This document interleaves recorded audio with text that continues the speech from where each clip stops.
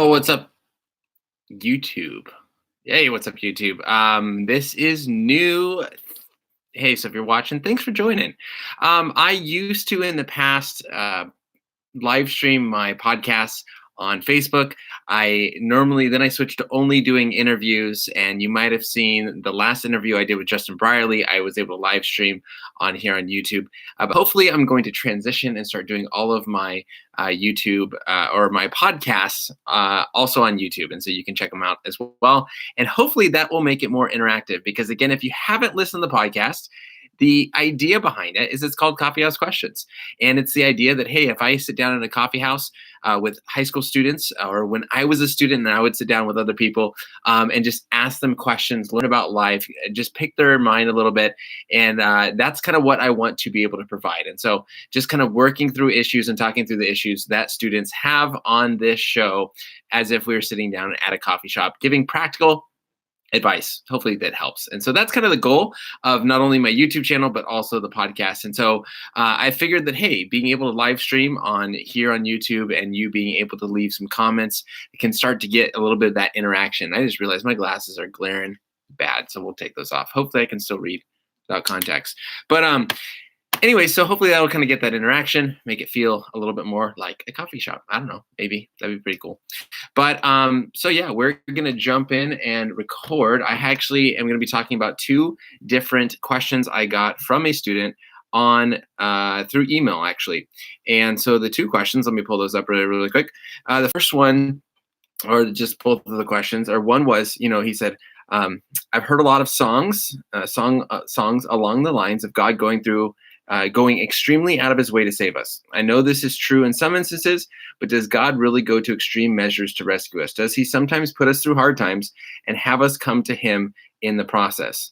The other question that was sent in was along that same lines, and it was, not a different question, but I was talking to a friend and I asked where right and wrong come from. She said that it is something is wrong if it hurts somebody. How should I respond? So those are going to be kind of the two big questions that we're going to talk about here at the beginning, and then hopefully jump into a few other things. So we're going to jump in here. Just pulling up quick. I don't really have much notes, but pulling up an article responding to his part of his last question. So we'll jump in. Thanks again for watching. Hopefully you enjoy it. And don't forget to comment. And next time you'll have to follow along to see when these are done. They're not on an awesome time schedule right now, so you can't expect it, but hopefully you will be able to see when they're coming up.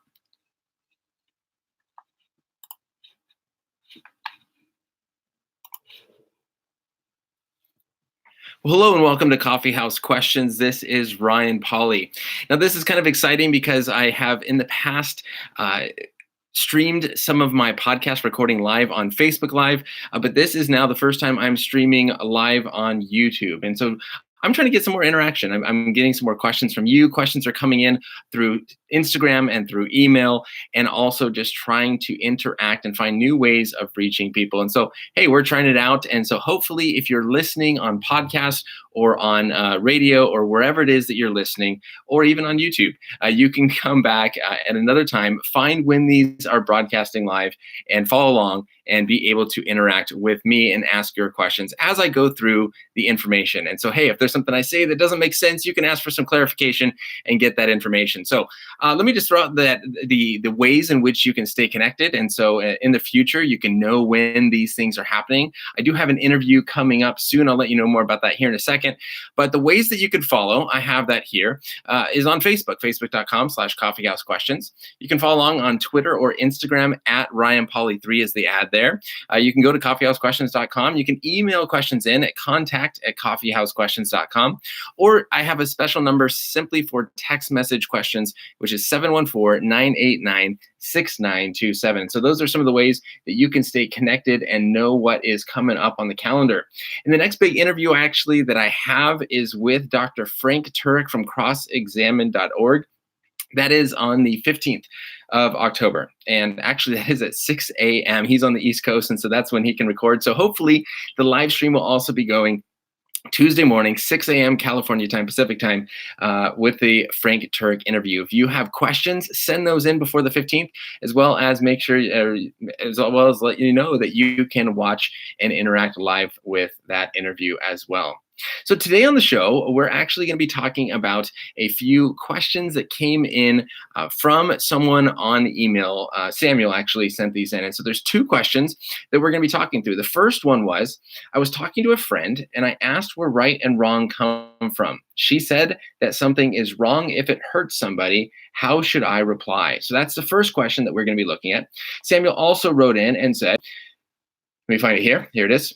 Recently, I have heard a lot of songs along the lines of God going extremely out of his way to save us. I know this is true in some instances, but does God really go to extreme measures to rescue us?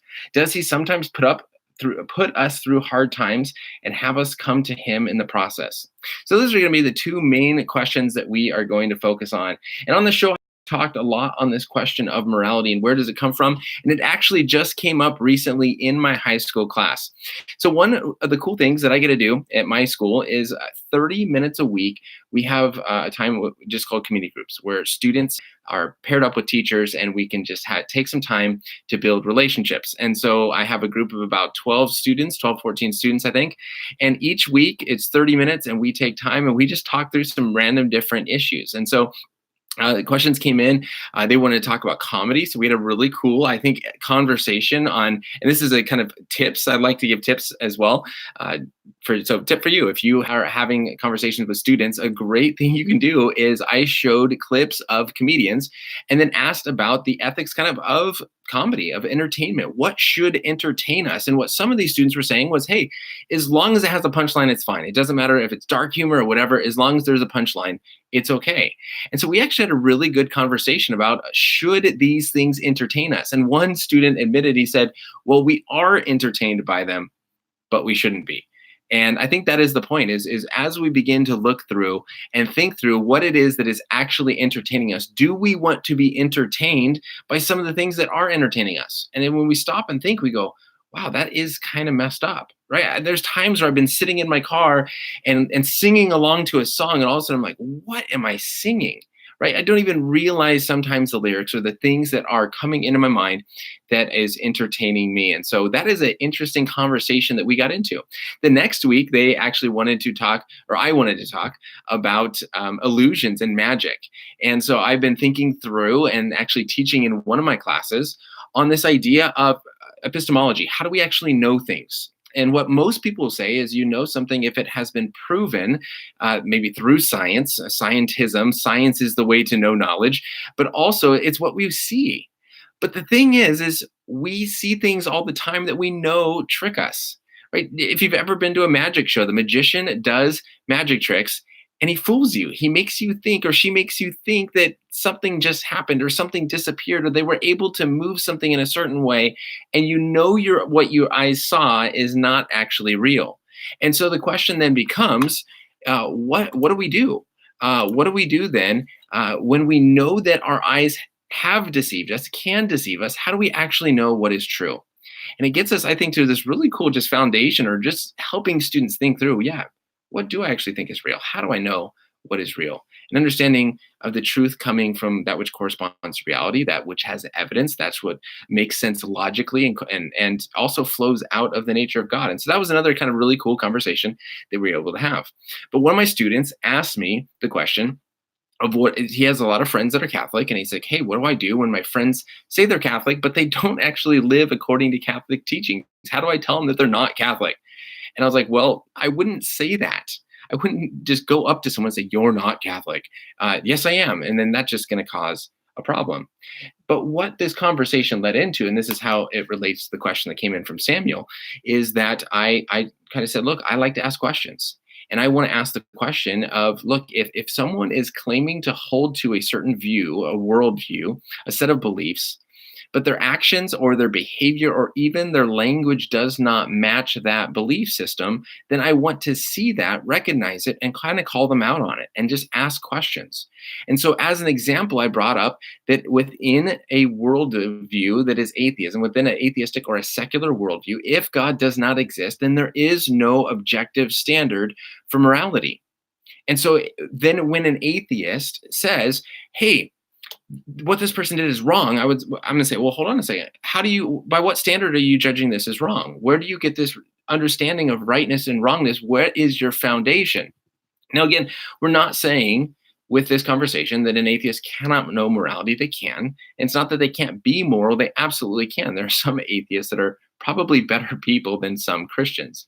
The problem is a standard, a foundation for that morality, right? If there is a moral law, laws are given by people. If there's a moral law that applies to us, a moral duty, things that you should and should not do, then there needs to be a moral lawgiver that gives us that law. And if there is an objective moral law that applies to all of humanity, cross culture, cross time, all people, all places, and all times, then there has to be an objective moral lawgiver that transcends humanity. That makes sense with God. In an atheistic view or a secular worldview in which there is no authority above government, then the highest authority you have are the governments or the people voting people into positions of leadership in the government. And so whatever laws you create becomes that moral standard. And so I said this, and the students in my class go, well, hold on a second. No, you don't need, why would you need God to have morality? And so I kind of walked through it a little bit, and they made the same comment. Well, no, I think that we know what is right and wrong based on if it hurts someone, right? And that's the question that Samuel brings up, where he's talking to his friend, and she says, no, something is wrong if it hurts someone. Now, I've asked this question before on the podcast, but I have a few other questions that I've been asking recently that I don't know if I've mentioned here before. What I normally will say is, well, hurt someone. Hurt someone how? Hurt someone physically? What about hurting someone emotionally? What about hurting someone mentally? What about hurting someone spiritually? Is that wrong? Do they have to know that they have been hurt? What if a doctor gives general anesthesia to a patient, does something inappropriate to them while they are unconscious, and then they wake up and they don't know that anything has been done to them? Have they been hurt? I would say yes. But now think about it on the flip side. What if, it's wrong if it hurts someone. Can you think of any pain that is good? I sure can. We give children injections, and that causes them pain, but we know that there's a benefit to that. Unless you are anti-vaccine, then you would not see the benefit, but you still get the point. I have been personally through sports injuries where I have taken physical therapy that was some of the most painful physical therapy I've gone through. I was just writhing in pain on the table as they were rubbing this spot out of my leg where I got hit with a baseball. It killed me. Well, was that wrong? Was that evil? Was that bad because it was hurting me? No, it was actually good for me. Right. And so I can think of, off the top of my head, I can think of at least two, but I could go on and think of more things that do take place to us, things that happen to us that do cause pain that we would say, no, that is actually good. And I can think of some things that make us happy, like maybe eating ice cream at every single meal, or kids eating sugar, or there's lots of desires that we have that make us happy that we realize are not good for us. And so this becomes a very difficult standard if you're going to say something is wrong if it hurts someone. How do we even define hurt? And do we actually even believe that's the standard? Because now we have to just qualify what we mean by hurt. Well, it's hurt someone unless there's a positive outcome. And then you can't really know any action is right or wrong if it's based on that outcome, because you now can't judge based on if it's hurting them or not. Now you have to see after the hurt, does there have a positive effect? Well, now how soon do we have to be able to judge that positive effect? Does it need to be immediate? Well, what if it takes a week? How do we know if what we're doing is right or wrong in the moment? I would say that we can't. And so to me, this argument is powerful. The moral argument for God's existence is powerful because we do recognize that things are wrong. Just look at our culture. Our culture is saying you can't take away our freedom to for abortion. You can't close off the borders to immigrants. You should not do this. You should be doing this. You should not. I guess there's a new law in New York that just got passed saying if you call someone an illegal alien, you can get fined up to $250,000. Now, maybe I'll talk about that in the future. I haven't looked into it a whole lot. I've just seen a couple postings on it saying you should not do these things to people. Well, why not? Is it simply just your opinion versus mine?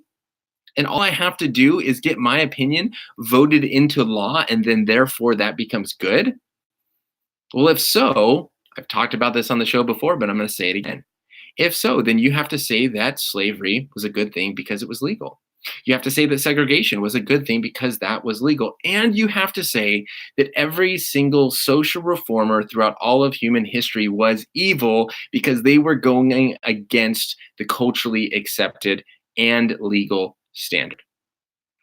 That is something I don't think that people would want to do, is to make that kind of jump. And so really what makes the most sense, how do we judge right and wrong? We judge right and wrong not based on the effect, not based on how, if it makes us happy or sad. Generally good things are going to make us happy and generally bad things are going to make us sad, but that's not how it works. Right and wrong is founded and grounded on the nature and character of God and his greatest commandments of love the Lord your God with all your heart, soul, mind, and strength, and love your neighbor as yourself. If you go against that, that is sin. That would be evil. If you're using something in a way it was not created to be used, then that is wrong. And therefore, we have to understand what is the purpose of our lives? How did God create us to live? And then we can know what the right and wrong actions are. Because God exists, everyone can know morality. Romans chapter 2 says that the moral law has been written on our hearts so that we know what is right and wrong, even apart from the law. Because our conscience, it says our conscience convicts and even, what's the other word? I'm trying to think off the top of my head. I didn't pull it up because I wasn't planning on talking about it. But it convicts us and it condemns us, or it allows us, right? It says, no, it's okay. You're fine. Do whatever you want. Or no, you shouldn't be doing this, right? That's what our conscience is doing. And that is the moral law that God has put on our hearts. And so every single person has that. We can all be moral. We can all understand morality because God exists.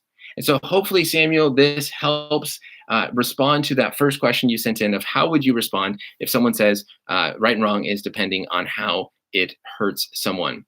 Now, he went on to ask another question. And this again has kind of talking about trials and difficulties in our lives. But the second question was discussing songs, right? That he's heard some songs recently along the lines of God going through extreme measures to save us. He says, I know this is true in some instances, but does God really go to extreme measures to rescue us? Does he sometimes put us through hard times and have us come to him in the process? Well, a couple things. And I don't know exactly what songs he is referring to, but it was interesting because right before I got this email from Samuel, I was discussing worship music and especially the song Reckless Love with someone. Now, I know the normal way in which people kind of argue against the song or have issues with the song is the use of the term reckless. And I do have some thoughts on that as well, but that's not what we're going to talk about here. It was the other day, what I was actually thinking more about is not the chorus, which talks about the reckless love, but actually it's talking about, like, it was the bridge where it says, there's no shadow you won't light up, no mountain you won't climb up coming after me. There's no wall you won't kick down, no lie you won't tear down coming after me, right? And this kind of repeats over and over down, right? It's the reckless love of God. It chases me down. It fights till I'm found. It leaves the 99. I can't earn it. I don't deserve it. You gave yourself away. Now, I do want to say that I'm going to come back around. I don't think this is completely wrong. But I was thinking about this the other day, and these are just the thoughts that I have, is it doesn't matter in the way that I'm thinking, it doesn't matter if you are a Calvinist or you are Arminian or Molinist. It doesn't matter your view of how someone is saved. I don't think that it's necessarily true to say there's no wall you won't kick down. The Arminian would say God has revealed himself to all people, but then he gives them the freedom to choose. And some people just choose to walk away, and he's not kicking down that wall, forcing them to believe. The Calvinist says that, look, God has the elect, and God has only revealed himself to the elect, and he has not revealed himself, and he has not opened the eyes of the unregenerate person. And so, yes, there is a wall that is blocking them. There is something that is keeping them from being able to see God clearly and come to a knowledge of Him. And God is not tearing that down. And God has His reasons for not breaking that wall down. And so I think that no matter if you're a Calvinist or Arminianist on this view, there are some walls that God doesn't kick down. There are some mountains He doesn't climb up. There are some times where He doesn't go after certain people, either because they are not elect or because He has revealed Himself and they have walked away and He is allowing them to freely make that decision. Now, what I do think, though, that this song is talking about is the extreme love of God, or as it calls the reckless love, that of what God actually did for us. What was, as Samuel puts in the question, what was the extreme way that God went out of His way to save us? He gave His only Son.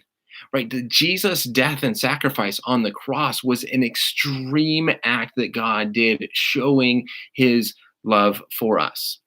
And so we see in like parables where it says leaving the 99, right? The God is desiring to go after the lost. And so I think that there is a way that we kind of need to reconcile this, maybe. And I don't know the exact intentions behind the authors, but we initially hear these songs and I go, yeah, no, there's walls that God doesn't kick down, right? There's mountains He doesn't climb up. There's, the walls that He won't tear down. Yeah, that exists for people. Why would the song say it? But then at the same time, it is maybe trying to get across to that point of God did do something extreme in sending His Son to die for us, right? That, man, greater love hath no man than to lay down his life um, for his enemy, right? For someone that is not even a friend in that instance, right? It's easy to die for a friend, but Christ laid down His life while we were still sinners. And so that is huge. That is a massive act of love for God. Now, what about this? Does God sometimes put us through hard times and have us come to Him in the process? And I would say, yeah, I do think so. Right. And for this, I have written an article on my website called 10 Reasons Why God May Allow Suffering. Right. And I do think that God allows us to go through difficulties.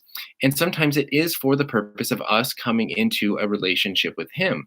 Right. Sometimes the pain and the difficulties in our life is used to show God's power. We see this in John chapter 9, verse 3, where the blind man from birth receives his sight, and Jesus says, like, it's not this man who sinned or his parents, but it was so that the works of God might be displayed in him. Right. So sometimes God's power is manifest through the suffering in our lives. We also see that sometimes the suffering in our life is used to remove our boasting, right? When we think that we're amazing, I'm the best, I got this, I can handle this, and something bad happens and we go, oh yeah, I'm not in control of my life. Right. And sometimes I use this and I try to point this out to students where they go, I'm my own authority. I'm in control of my life. I don't need anybody's help. And I stop and I go, look, you can't actually believe that. I mean, you can believe it, but you shouldn't.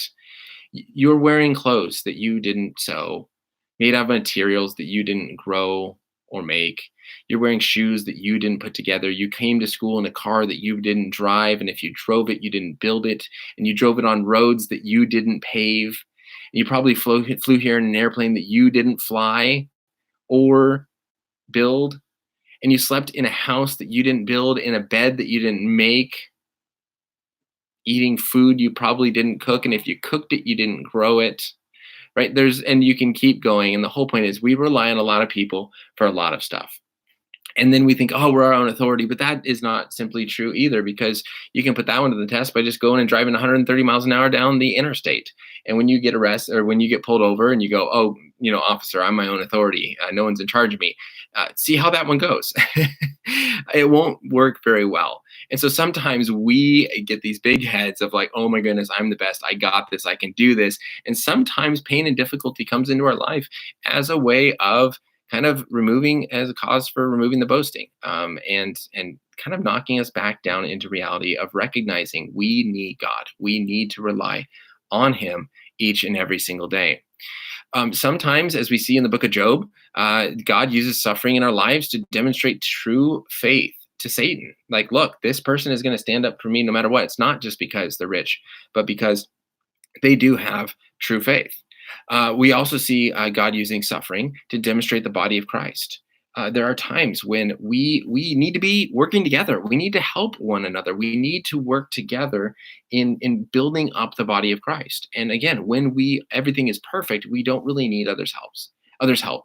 Uh, it's one thing I love about my church is that you see when people struggle, the church comes around in incredible ways, and not just the church giving money or something, as some do, but it's the people within the church coming along, cooking meals, and really encouraging in an incredible way. And that's what sometimes God is doing. He sometimes uses it to promote sanctification. We see that in James 1, 3 to 4, and Romans 5, 3 to 4, and 1 Peter 5, 10, that God teaches perseverance through afflictions, that we learn our character grows through the difficulties that we go through. So could God use hard times to have us come to him, to have us understand him more? Absolutely. He could put us through these difficulties. God sometimes allows for affliction in the life of the righteous because the ministry is only possible in the suffering. Sometimes we go through difficulties so that you can help someone else through a difficulty, that you can be an encouragement to them as someone who truly understands because you have gone through something similar. Sometimes it's to prepare us for further trials. We go through something difficult and then we get through it, and that builds our strength so that when something even harder comes along in the future, we're ready for it. God sometimes uses affliction in our lives to prepare us for the judgment of our works. Uh, one of the texts that I used in this class that I kind of took this article from, it's from Feinberg, and he says, "As we endure afflictions, we should become more Christ-like. If we do, then indeed our lives are likely to be filled with the deeds that please God. If our lives are pleasing to God, there will be reward." Right, and so we learn it, and we will get these rewards from God. Now we don't do them just because we get the rewards, but we become more like Christ. We become what God has created us to do. And that goes back to that moral argument that sometimes we learn and we become more Christ-like as we go through difficulties in our lives. By the way, that does come from, the book is called The Many Faces of Evil by John Feinberg. But the last one is, God may use afflictions of the righteous as a basis for ultimately exalting them, bringing them into heaven. But then finally, God may use afflictions as a means to take the believer to be with himself. And so I do think that sometimes people go through difficulties for the purpose of coming into a relationship with God, right? I think that we see that in a lot of testimonies that are shared where people, they only come to God when they've kind of hit rock bottom, when they have nowhere else to go. And I always use the illustration that when you are full right after a meal, you don't even notice the vending machine. Some people see God as a vending machine, that he's just there, kind of this idea of moralistic therapeutic deism, that the God kind of is there. He's not super involved, but he's there to make us feel good, and he's there to make us be good. And so when you are full, nah, you don't really need God, right? I'm good right now. I'm fine, right? I can do this on my own, what we just talked about. But it's when you are hungry, then all of a sudden you need food. You recognize that vending machine and you go to that vending machine for help. And so I think sometimes people, because of maybe the boasting, because of pride, they think, I got this, I can do this, I don't need God, and I'm going to live life on my own.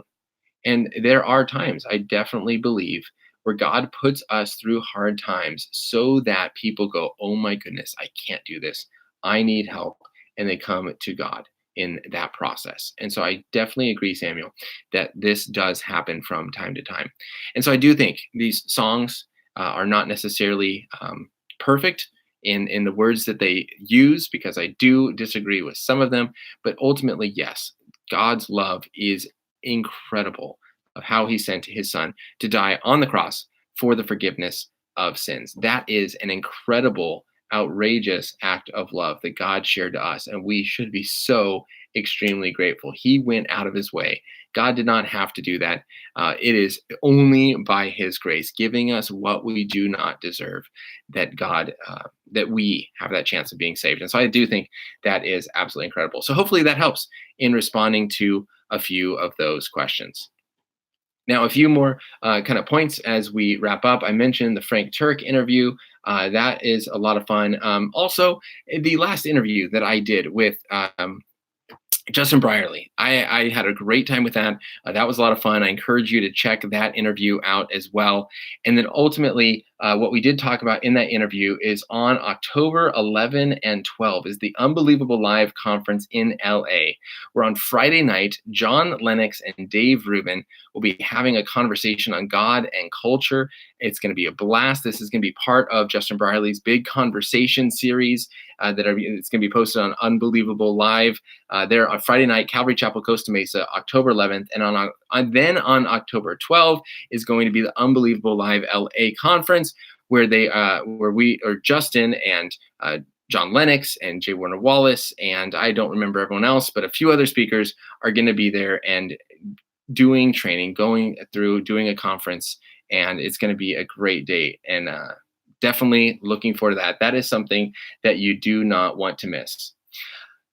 Looking on the calendar to find any other events coming up, there is an event that I have in November 5th. I'll be at Redemption Hill Church in Whittier, California, actually speaking to their young adult groups. If you're in the area and you're a young adult, come by, just doing an open Q&A there. And other than that, the calendar is pretty open from now on. Rethink, oh my goodness, Rethink was amazing. I should finish the last couple minutes talking about that. If you are in the Southern California area, you missed out. You should have been there. And if you were there, awesome. Good job on you. It was incredible. Almost 2,700 students. I think it was like 2,670 or 2,660 students were at Calvary Chapel, Costa Mesa. This main auditorium sells out at 2,000. Overflow was 700. It was incredible seeing so many students, leaders, and pastors there, excited to learn, to defend the faith, and be able to talk to their friends. And it was an incredible time with some awesome, awesome speakers that were there. Now, if you're not in the Southern California area, there are other locations. Minnesota is going to be in November. There's also Dallas, Texas, and Birmingham, Alabama. So if you're in those locations, check out rethinkapologetics.com. But that is an incredible, incredible opportunity. I had the chance to talk on the objection or the cultural lie, the myth, because the entire theme is false ideas about God. So the false idea I covered is that God is anti-science. And so how do we understand this idea? And really that it's not true. And the thing I love most, and I talk about science on the show, so you know all the main points, but the thing I love most is being able to help students think clearly about this issue, that they have this cognitive dissonance, they have this disconnection about, because they're only told one side. The church just kind of says creation, believe it, and then in school they're learning evolution, and they just cannot connect these two things together. And so there's this disconnect that they lived with. And so it's awesome being able to talk to students, be able to give a clear perspective on evolution and science and faith and Big Bang cosmology, and then answer their questions that they have afterwards and actually see just this weight come off their shoulders. They go, okay, like this makes sense. And I love it. And it's a blast. And so I was so honored and privileged to be able to do that at Calvary Chapel, Costa Mesa with the Rethink Apologetics Conference hosted by Stand to Reason. So with that, I'm going to sign off. Thank you for watching. Next time, join live, send in your questions, and have an awesome, awesome rest of your day. Sip coffee, think deeply. This is Coffee House Questions with Ryan Pauly. Well, there we go. There's the podcast. Hopefully you enjoyed it. Next time, as I just said, send in those questions live. I'd love to interact with you and get your thoughts as I go along. Have an awesome rest of your day. See ya, YouTube.